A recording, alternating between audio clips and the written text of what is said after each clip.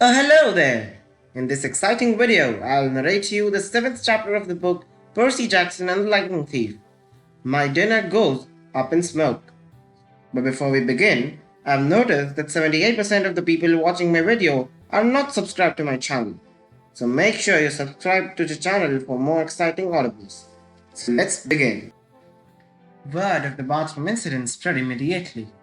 Wherever I went, campers pointed at me and murmured something about toilet water. Or maybe they were just staring at Annabeth, who was still pretty much dripping wet. She showed me a few more places. A metal shop, where kids were forging their own swords. The art and crafts room, where satires were sandblasting a giant marble statue of a goat man. And the climbing wall, which actually consisted of two facing walls that shook violently, dropped boulders, sprayed lava, and clashed together if you didn't get to the top fast enough.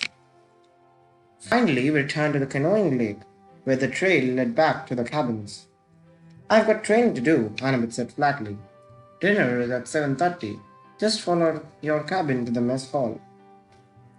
Annabeth, I'm sorry about the toilets. Whatever. It wasn't my fault. She looked at me skeptically, and I realized it was my fault. I'd made water shoot out of the bathroom fixtures. I didn't understand how, but the toilets had responded to me. I had become one with the plumbing. You need to talk to the oracle, Annabeth said. Who? Not who. What? The oracle. I'll ask Chiron. I started into the lake. I stared into the lake, wishing somebody would give me a straight answer for once. I wasn't expecting anybody to be looking back at me from the bottom, so my heart skipped a beat when I noticed two teenage girls sitting cross-legged at the base of the pier, about 5 meters below. They wore blue jeans and shimmering green t-shirts, and their brown hair floated loose around their shoulders as minnows darted in and out. They smiled and waved as if I were a long-lost friend. I didn't know what else to do. I waved them back. Don't encourage them, Annabeth said. Annabeth warned. Naiads are terrible flirts. Naiads, I repeated, feeling completely overwhelmed. That's it. I want to go home now. Annabeth throbbed. Don't you get it, Percy? You are home. This is the only safe place on earth for kids like us. You mean mentally disturbed kids? I mean not human. Not totally human anyway. Half human. Half human and half what? I think you know. I didn't want to admit it, but I was afraid I did. I felt a tingling in my limbs. A sensation I sometimes felt when my mom talked about my dad. God, I said. I've got. Annabeth nodded. Your father isn't dead, Percy. He's one of the Olympians. That's crazy. Is it? What's the most common things God did in the old stories? They ran around falling in love with humans and having kids with them. Do you think they've changed their habits in the last few millennia? But those are just, I almost said myths again. Then I remembered Chiron's warning that in 2000 years I might be considered a myth. But if all the kids here are half-gods, demigods, Annabeth said, that's the official term, or half-bloods. Then who's your dad? Her hands tightened around the pier railing. I got the feeling I'd just trespassed on a sensitive subject. My dad is a professor at West Point, she said. I haven't seen him since I was very small. He teaches American history. He's human. What? You assume it has to be a male god who finds a human female attractive. How sexist is that? Who's your mom then? Cabin 6. Meaning? Annabeth straightened. Athena, goddess of wisdom and battle. Okay, I thought. Why not? And my dad? Undetermined, Annabeth said. Like I told you before, nobody knows. Except my mother. She knew. Maybe not Percy. Gods don't always reveal their identities. My dad would have. He loved her. Annabeth gave me a cautious look. She didn't want to burst my bubble. Maybe you're right. Maybe he'll send a sign. That's the only way to know it for sure. Your father has to send you a sign claiming you as his son. Sometimes it happens. I mean, sometimes it doesn't. Annabeth ran her palm along the rail. Gods are busy. They have a lot of kids, and they don't always. Well, sometimes they don't care about us, Percy. They ignore us. I thought some of the kids I'd seen in the Herm's cabin. Teenagers who looked sullen and depressed, as if they were waiting for a call that would never come. I'd known kids like that at the Yancey Academy, shuffled off to a boarding school by rich parents who didn't have the time to deal with them. But gods should behave better. So I'm stuck here, I said. That's it for the rest of my life. It depends, Annabeth said. Some campers only stay the summer. If you're a child of Aphrodite or Demeter, you're probably not a real powerful force. The monsters might ignore you, so you can get by with a few months of summer training and live in the mortal world the rest of the year. But for some of us, it's too dangerous to leave. We are year-rounders.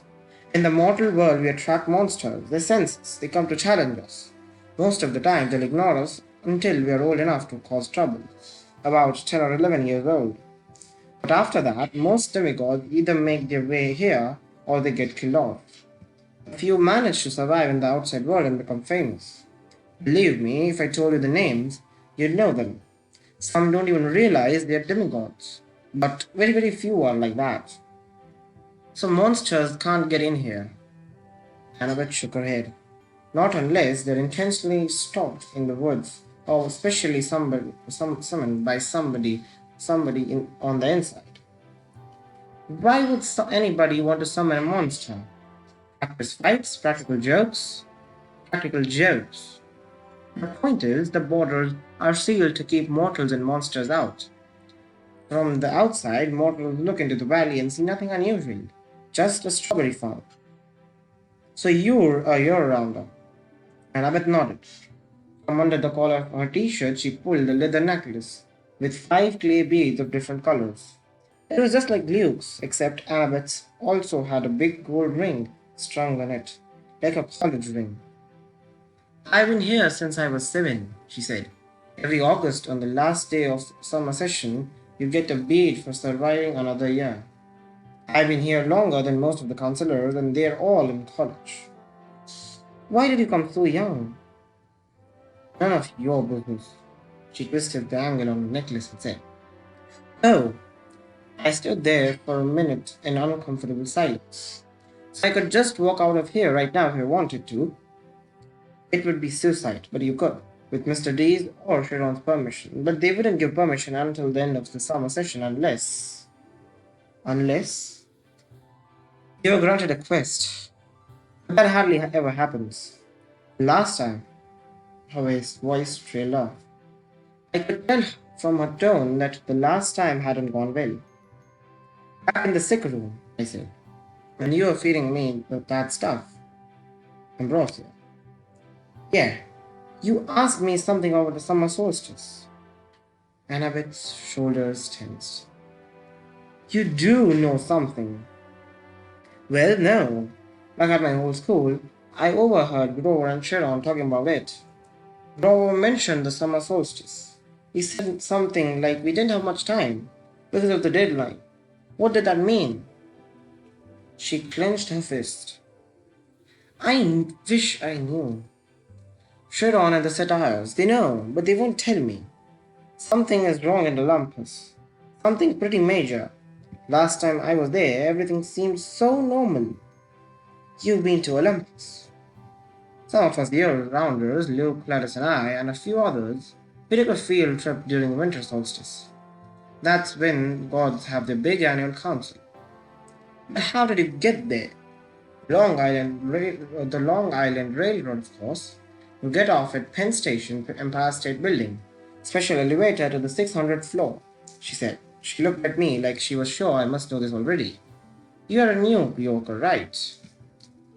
Oh, sure. As far as I knew, there were only 102 floors in the Empire State Building, but I decided not to point that out.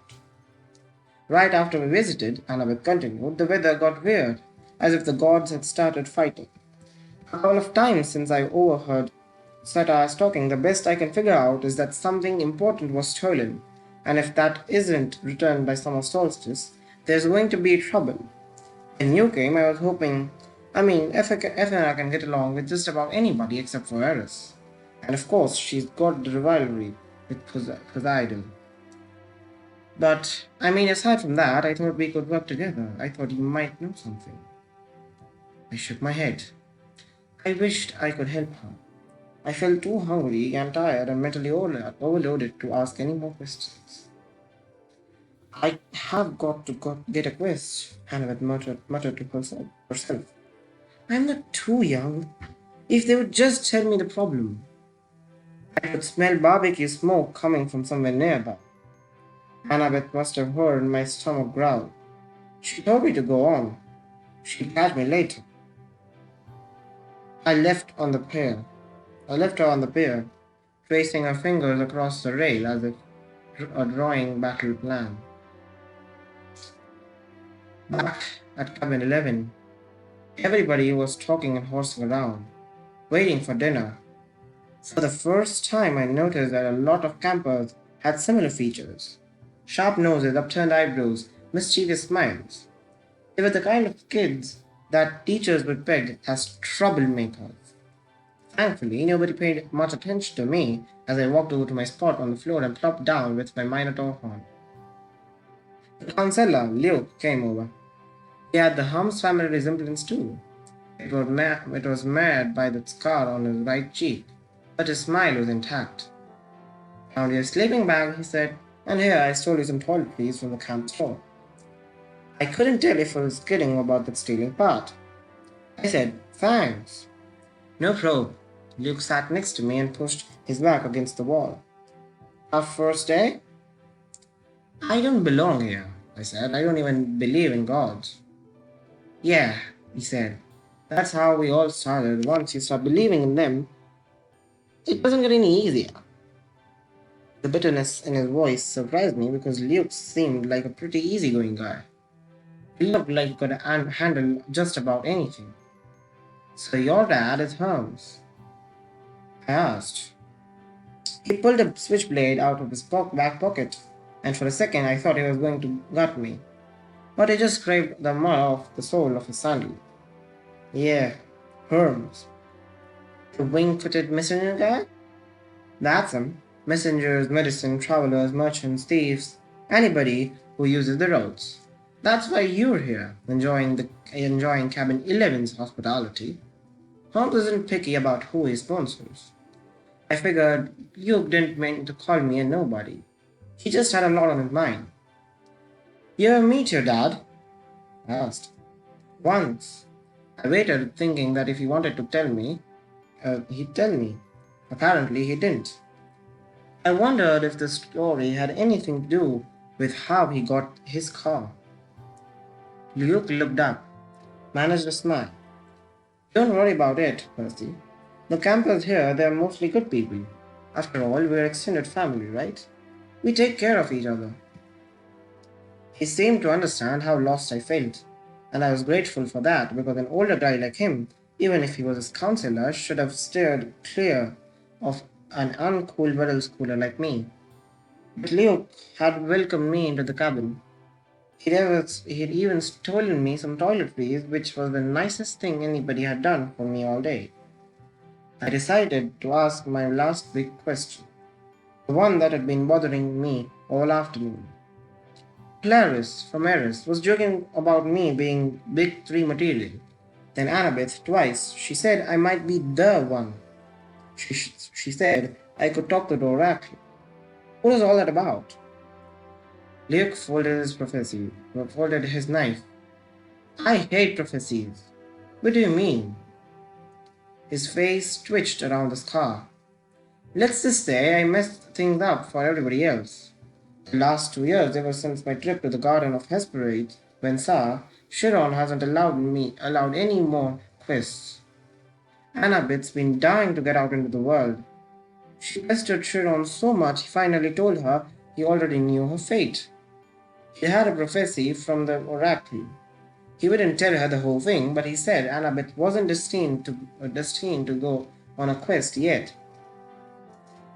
She had to wait until somebody special came to the camp. Somebody special? Don't worry about it, kid, Luke said. Annabeth wants to think every new camper who comes through here is the woman she's been waiting for. Now come on, it's dinner time. The moment he said it, a horn blew in the distance. Somehow I knew it was a conch shell, even though I'd never heard one before. Luke yelled, 11 fallen! The whole cabin, about 20 of us, filed into the common yard. We lined up in order of seniority, so of course I was dead last. Campers came from the other cabins too, except for the three empty cabins at the end. Cabin 8 and Cabin 8, which had looked normal in the daytime but was now starting to glow silver as the sun went down. We marched up the hill to the mess hall pavilion. Satyrs joined us from the meadow. Maids emerged from the canoeing lake. A few other girls came out of the woods. And when I say out of the woods, I mean straight out of the woods.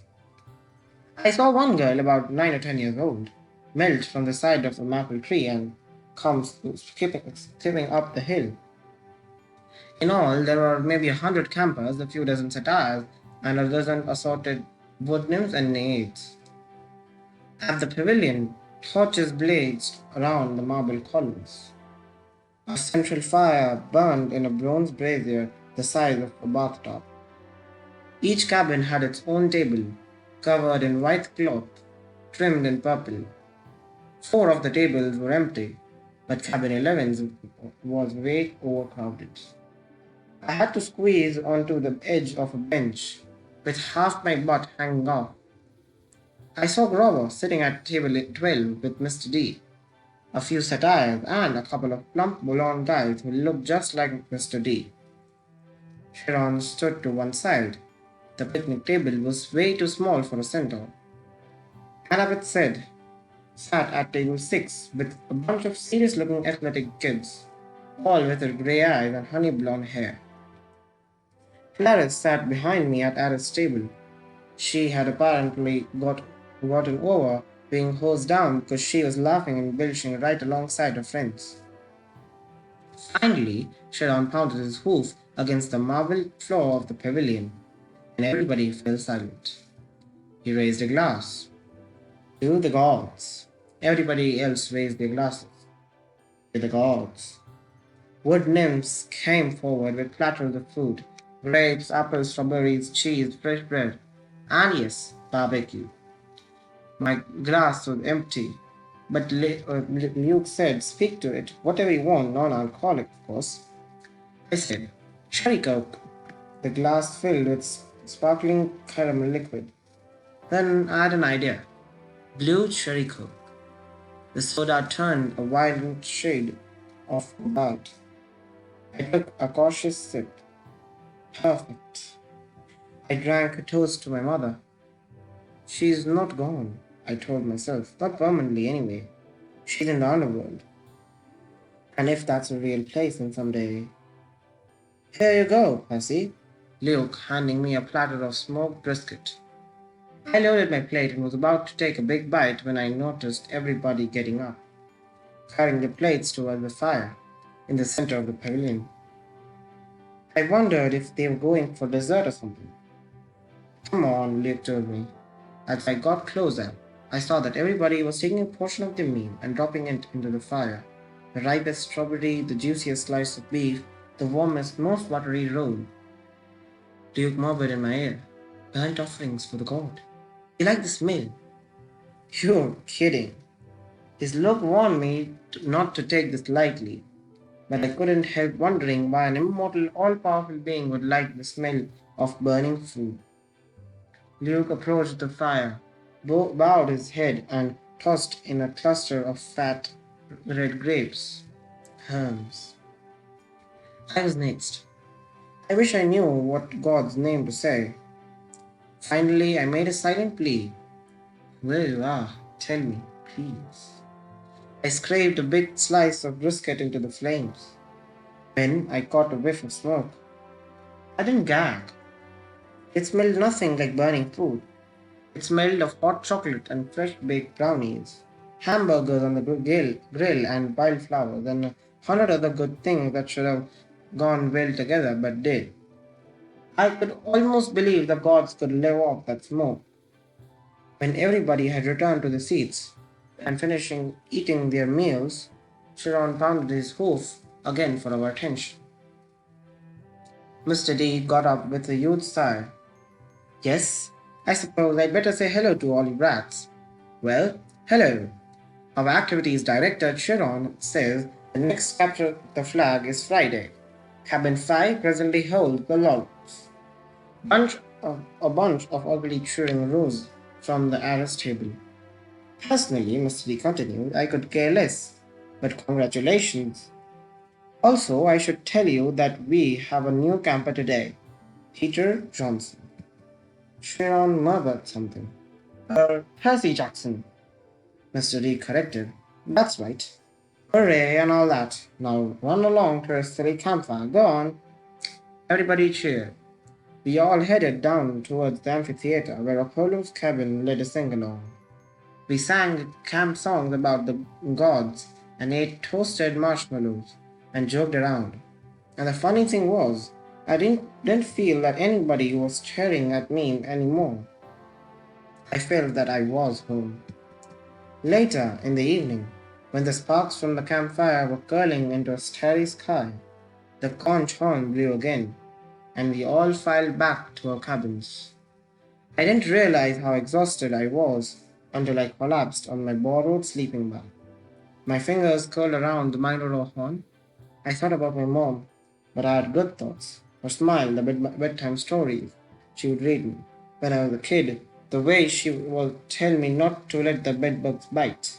When I closed my eyes, I fell asleep instantly. That was my first day at Camp Half-Blood. I wish I'd known how briefly I would get to enjoy my new home. So that's it, guys. In this one video, you have known a lot about Camp Half-Blood, the one place that is almost the place where the whole story talks about. Here we end this video. I hope you liked it. Do subscribe to my channel, like the video and share it to all.